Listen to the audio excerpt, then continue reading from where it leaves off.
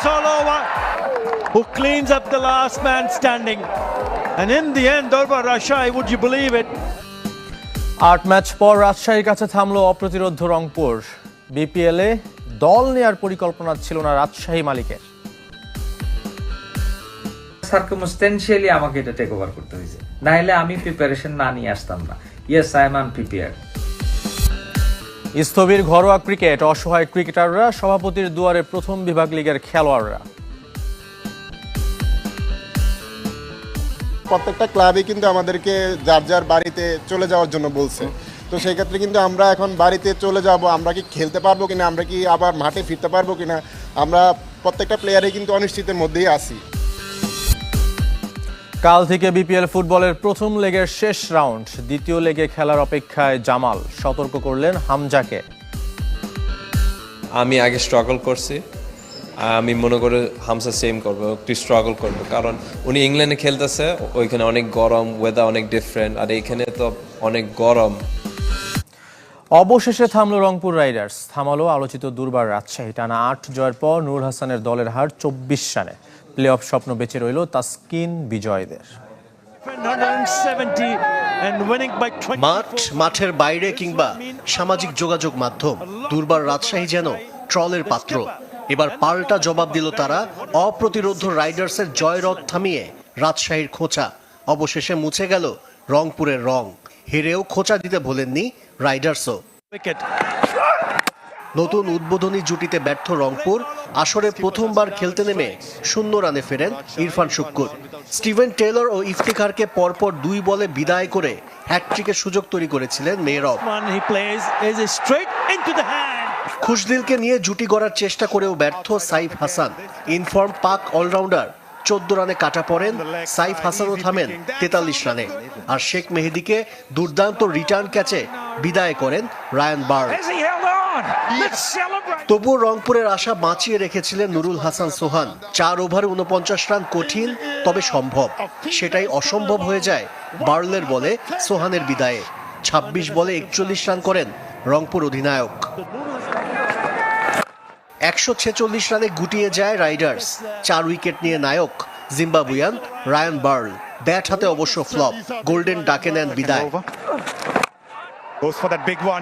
এনামুল হক কিছুটা মন্থর গতিতে ব্যাট করলেও নিজের হোম গ্রাউন্ডে ঝড় তোলেন ইয়াসির আলী রাব্বি।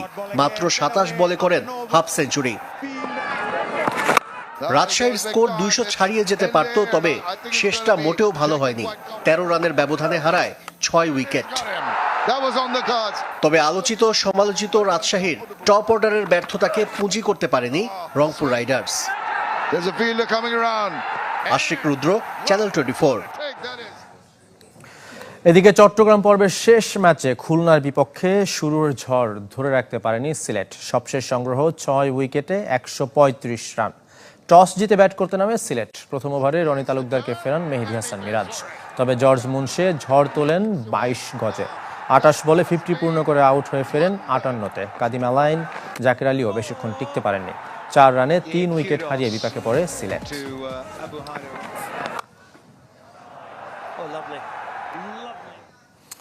বিপিএলে দল নেওয়ার পরিকল্পনা ছিল না দুর্বার রাজশাহীর মালিকানাধীন ভ্যালেন্টাইন গ্রুপের। ক্রিকেট বোর্ডের কারণেই নিতে বাধ্য হয়েছেন বলে চ্যানেল 24-কে জানিয়েছেন ব্যবস্থাপনা পরিচালক শফিক রহমান।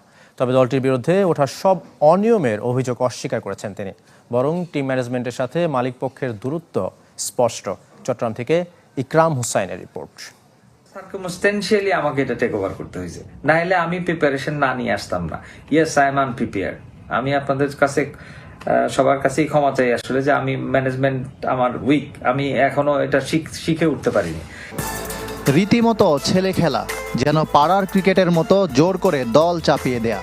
অব্যবস্থাপনা স্বীকার করলেও রাজশাহীর বিরুদ্ধে ওঠা সব অভিযোগকে গুজব বললেন কর্ণধার। আসলে এটা গুজব, কিন্তু ইনফরমেশনটা তো যাচ্ছে কোনো জায়গা থেকে। ইনফরমেশনের ক্লু নিশ্চয়ই আমাদের এখান থেকেই হচ্ছে। এটা আমি ফাইন্ড আউট করার চেষ্টা করতে পারলে তাকে ডেফিনেটলি তাকে আমরা শাস্তির আওতায় আনবো। সব ঘটনার পেছনে টিম ম্যানেজার মেহরাব হোসেন অপি ও আগের অধিনায়ক এনামুল হক বিজয়ের দিকেই আঙ্গুল মালিক পক্ষের। অধিনায়ক পরিবর্তনও একই সূত্রে গাঁথা। চ্যানেল 24-এর অনুসন্ধানে জানা গেছে ম্যানেজার ও মালিক পক্ষের দ্বন্দ্বের শুরু প্রথম ম্যাচ থেকে। লঙ্কান ক্রিকেটার লাহিরু সামারাকুনকে নিয়ে সন্দেহ উঠেছিল ড্রেসিং রুমে। দুহাতে রান দেওয়ার পরও তাকে 4 ওভার বোলিং করানো হয়। বরিশালের বিপক্ষে 64 রান দিয়েছিলেন লঙ্কান পেসার। তারপর থেকে আর ম্যাচ খেলা হয়নি সামারাকুনের।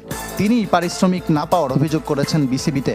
শ্রীলঙ্কান এই ক্রিকেটারকে নিয়ে রহস্যজনক ব্যাখ্যা দিল মালিক পক্ষ। প্রথম একটা পারফরমেন্সে ওর খুবই খারাপ হওয়ার পরে আমরা ও নিজেই আর খেললো না অনেকদিন। তো নাও হি ইজ গেটিং গুড। তো জানি না ও খেলবে কিনা, এই ব্যাপারে একটা কনফিউশন ছিল। ও যদি আগে চলে যায় তাহলে কি হবে, আর যদি পুরোটা খেলে যায়, এই জিনিসের জন্য ওকে বলেছিলাম আমরা অন্য সবার সাথে পেমেন্টের সাথে ওর পেমেন্টটা দিয়ে দিব। দলটির ম্যানেজার মেহরাব হোসেন অপি গণমাধ্যম এড়িয়ে চলছেন কদিন ধরে।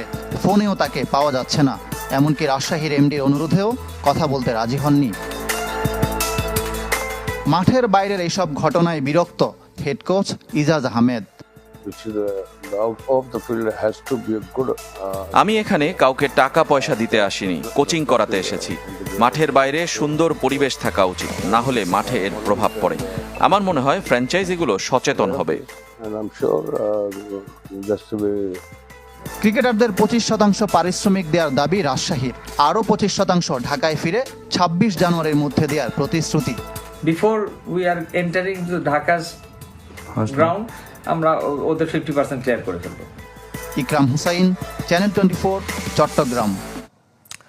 প্রথম বিভাগ লিগ না গড়ানোর অসহায় ক্রিকেটাররা গঠনতন্ত্র সংশোধন ইস্যুতে জিম্মি বোর্ড আর ক্লাবগুলোর মাঝে ক্ষতিগ্রস্ত হচ্ছে আর্থিকভাবে। সমস্যা সমাধানের আশায় বিসিবি সভাপতির সাথে দেখা করেছেন। গঠনতন্ত্র সংশোধন ইস্যুতে ক্রিকেট বোর্ড আর ক্লাবগুলোর মাঝে জিম্মি ক্রিকেটাররা। অনির্দিষ্টকালের জন্য বন্ধ প্রথম বিভাগ ক্রিকেট লিগ। বয়কট করেছে ঢাকার ক্লাবগুলো, যা শুরুর কথা ছিল 20 জানুয়ারি। নাজমুল আবেদিন ফাহিমের নেতৃত্বাধীন গঠনতন্ত্র সংশোধন কমিটির খসড়ায় ক্লাব ক্যাটাগরিতে পরিচালকের সংখ্যা ব্যাপক হারে কমানোয় এমন বিপত্তির শুরু। এমন পরিস্থিতিতে আর্থিকভাবে ক্ষতিগ্রস্ত ক্রিকেটাররা। তাদের ক্যাম্প ছেড়ে দিতে বলেছে ক্লাবগুলো। প্রত্যেকটা ক্লাবই কিন্তু আমাদেরকে যার যার বাড়িতে চলে যাওয়ার জন্য বলছে। তো সেই ক্ষেত্রে কিন্তু আমরা এখন বাড়িতে চলে যাব, আমরা কি খেলতে পারবো কিনা, আমরা কি আবার মাঠে ফিরতে পারবো কিনা, আমরা প্রত্যেকটা প্লেয়ারই কিন্তু অনিশ্চিতের মধ্যেই আছি। আমাদের খেলোয়াড়দেরকে ওনারা বলল যে লিগ পিছানো হয়েছে, তো তোমরা সবাই চলে যাও। এমন কোনো ক্লাবই নাই যে ফুল পেমেন্ট আগে করে দেয় তারপর খেলে। তো অনেকের 80%, 20%, মানে 20%ই দিছে বেশিরভাগ প্লেয়ার, 10%, 20%। নিজেদের অবস্থা জানাতে বৃহস্পতিবার হোম অফ ক্রিকেটে একত্রিত হয়েছে ক্রিকেটাররা। বোর্ড সভাপতির কাছে তুলে ধরেছে লিগ শুরুর দাবি। আমরা 7-8 মাস প্র্যাকটিস করি এই 1-2 মাস খেলার জন্য, আর এইটা দিয়ে আমাদের রুটি রুজি, এটা দিয়ে আমরা সারা বছর চলি। উনি আমাদেরকে কমিটমেন্ট করছে যে প্রিন্স কোনো মিস হবে না ঢাকা লিগের। আশা করি তোমাদের এই লিগ মাঠে গড়াবে, অবশ্যই গড়াবে। তোমরা জাস্ট আমাকে 2টা দিন সময় দাও। সভাপতির আশ্বাসে আশায় দিন গুনছে ক্রিকেটাররা। শনিবারের বোর্ড সভার আলোচনায় বড় জায়গা নেবে এই ইস্যু।